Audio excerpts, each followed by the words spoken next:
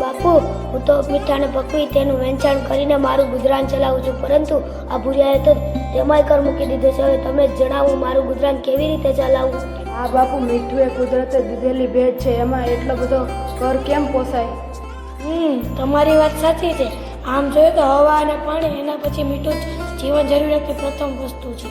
આપણે એક કામ કરીએ, આ બ્રિટિશ સરકારને આ બાબતે એક પત્ર લખીને જાણ કરીએ.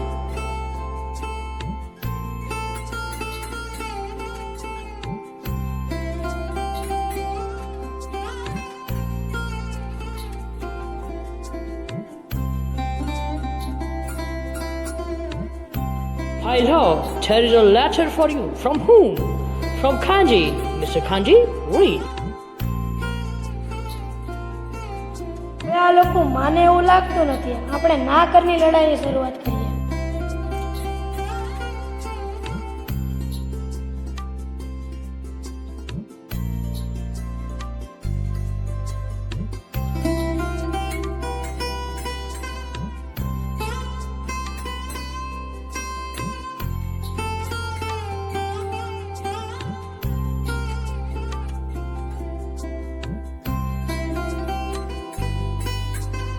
મીઠાનો કાયદો બંધ કરો,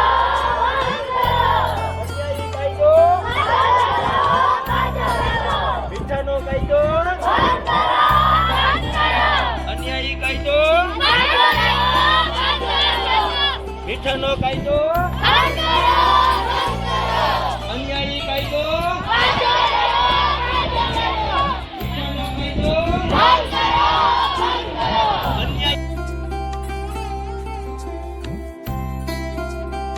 मैंने नमक का कानून तोड़ दिया. હું આ અંગ્રેજ રૂપી ઇમારતમાં લૂણો લગાડવાનું કામ કરું છું.